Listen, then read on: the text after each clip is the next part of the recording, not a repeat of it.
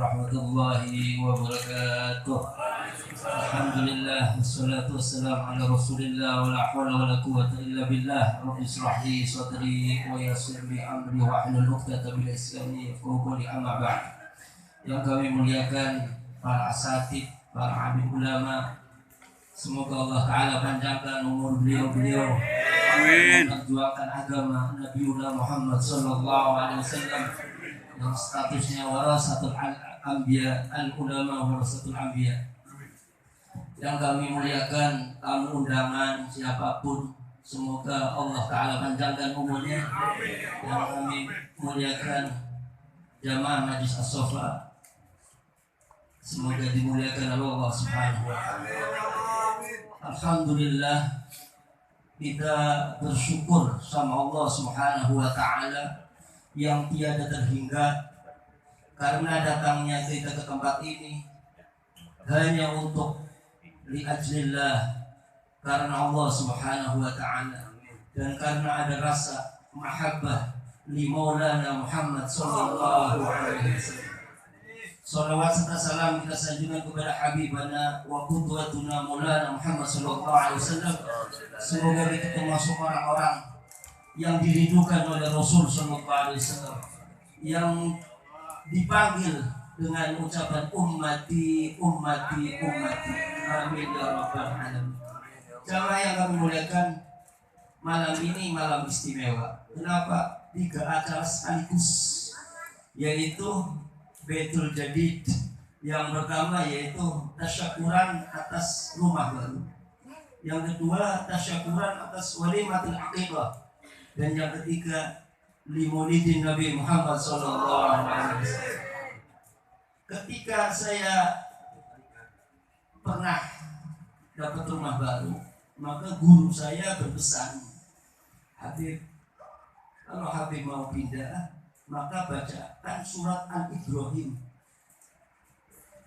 Rabbana askinna, yang itu Pak. Jumlahnya itu 1000. Itu sekali duduk.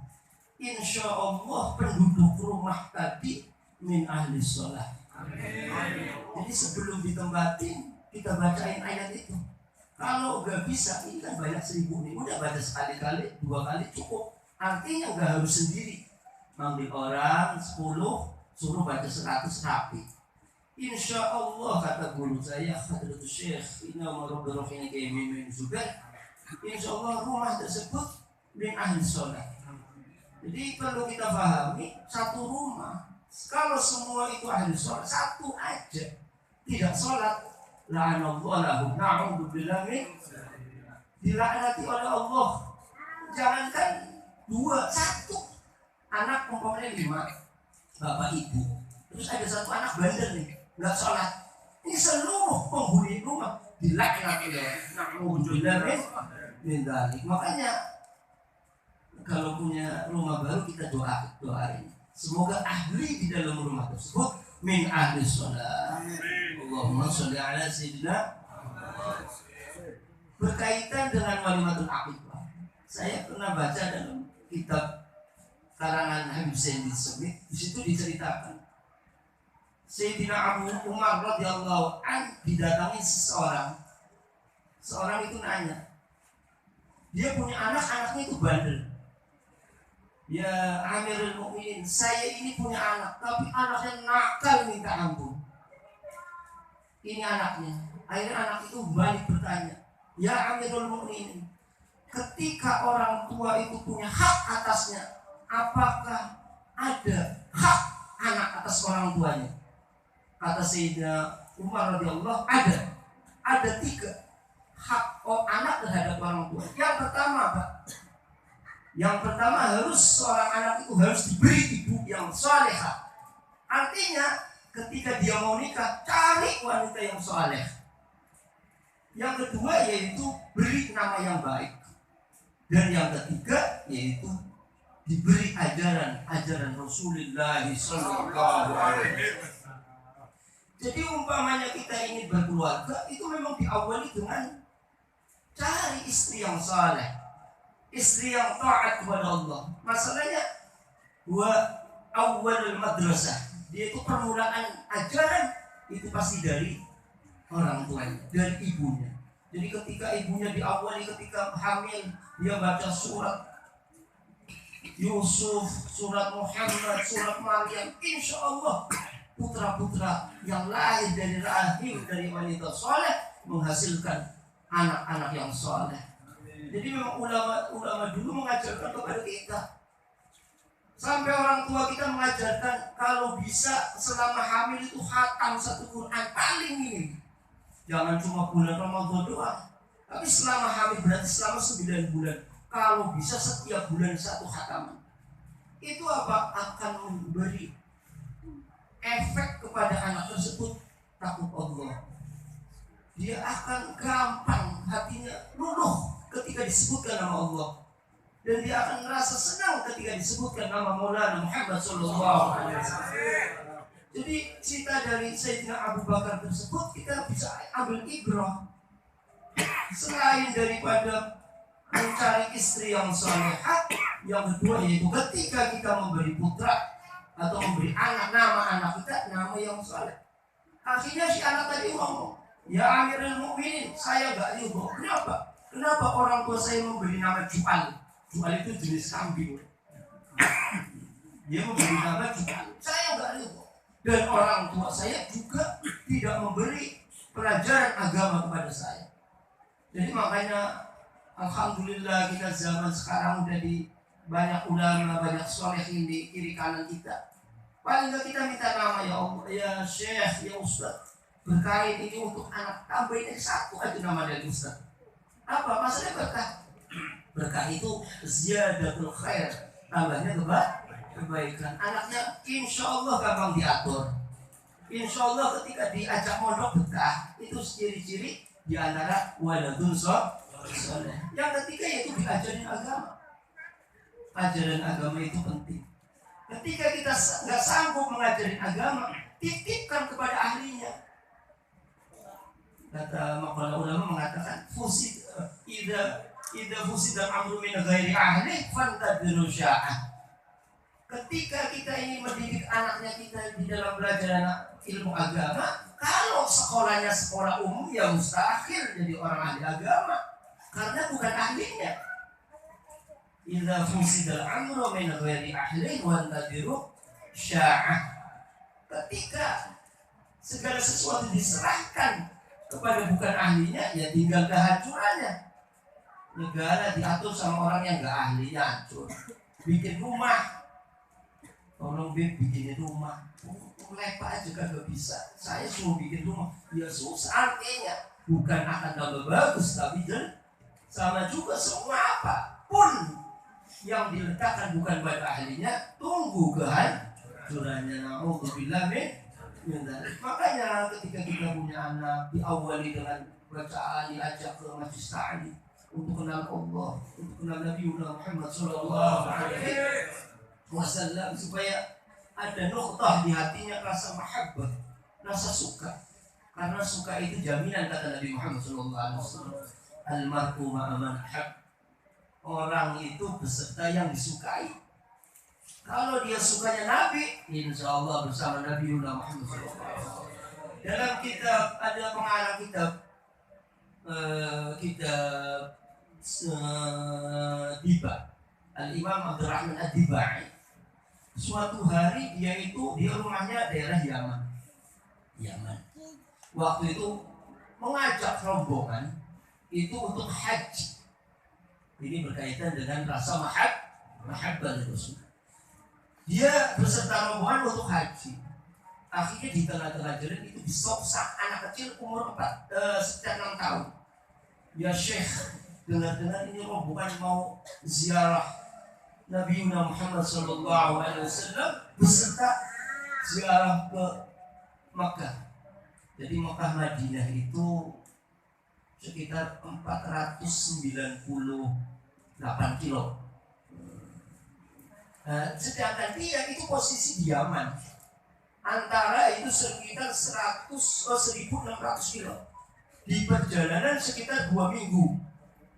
Dulu nggak ada jet pribadi, nggak ada Boeing 77, nggak ada. Jadi otomatis waktu zaman Syekh Abdurrahman Ad-Dibai ada satu anak minta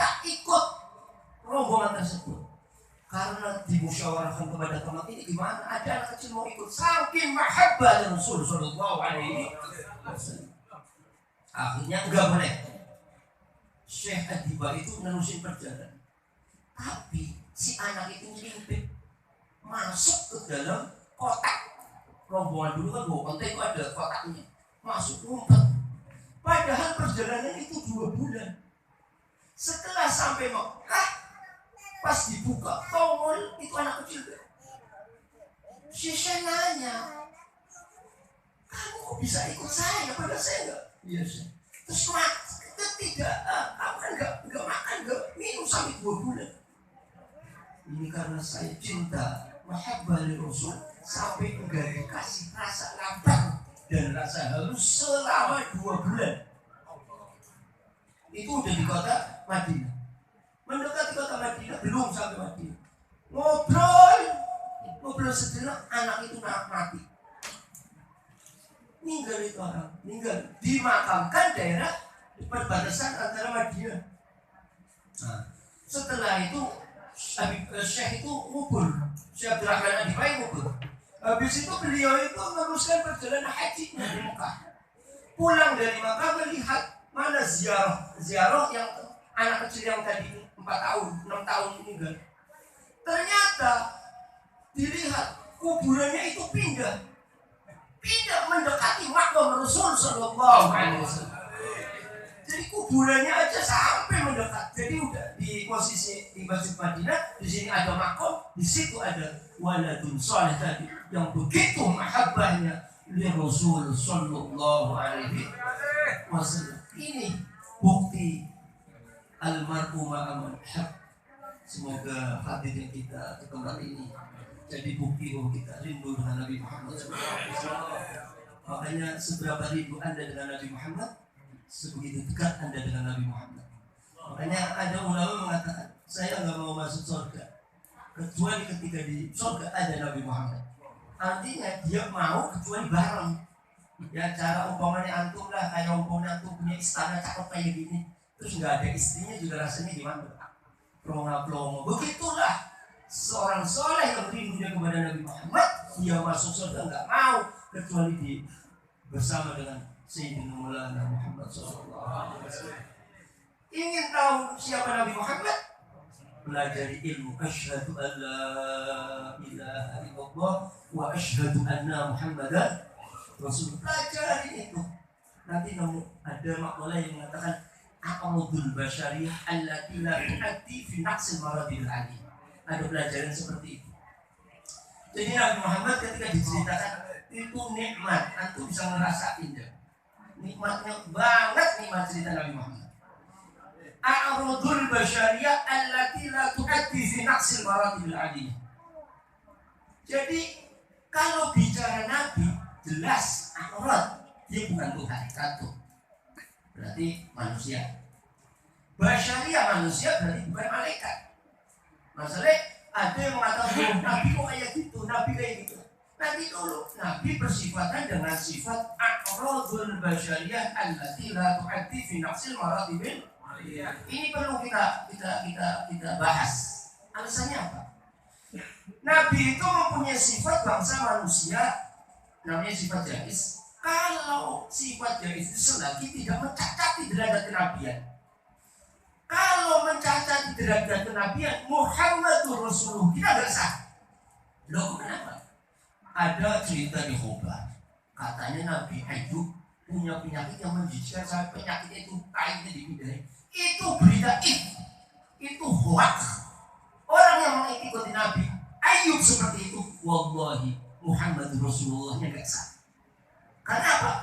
Yang mengabarkan Nabi Ayub Nabi itu Nabi Muhammad. Yang menghabarkan Nabi Ayub Nabi itu Nabi Muhammad. Sedangkan Nabi Ayub itu Nabi. Sedangkan Nabi itu a'radul basyariyah, mempunyai sifat bangsa. Tapi kalau itu punya penyakit yang menjijikkan, itu bukan Nabi namanya. Wong ada orang korengan buruk aja saya kabur, ada orang kusta aja kita kabur, ada orang muntah darah aja kita kabur. Bagaimana kalau yang mengajarkan tentang Allah subutul uluhiyah, terus dia itu menjijikkan, ya pasti kabur lah. Makanya kalau berita ada Nabi itu Ayub punya penyakit, tapi antara kulit dan tulang, jadi nggak bisa kelihatan.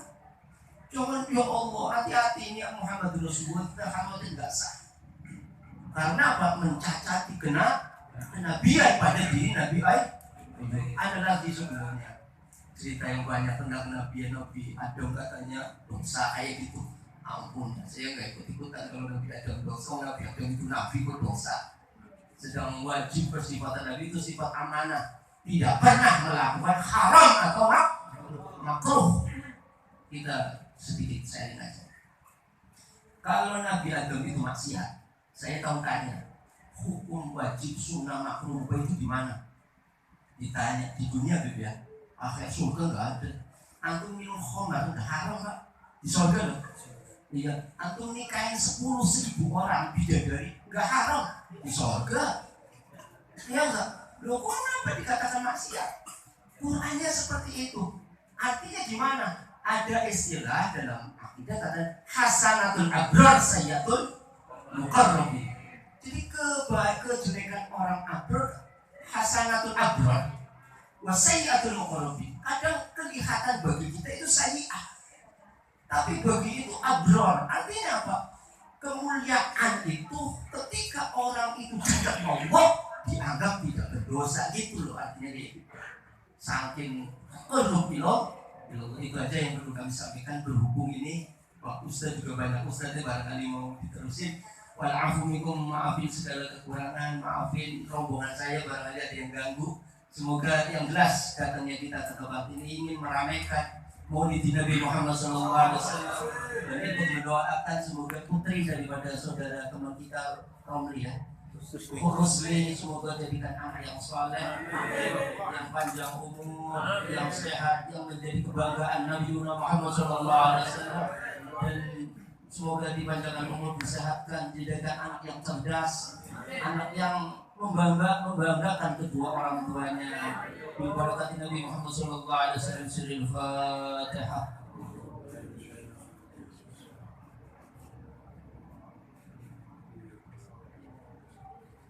Rabbi fa'fa'na bi barakatihi wa dinil husna bi hurmatihi. Bismillahirrahmanirrahim. Assalamualaikum warahmatullahi wabarakatuh. Waalaikumsalam.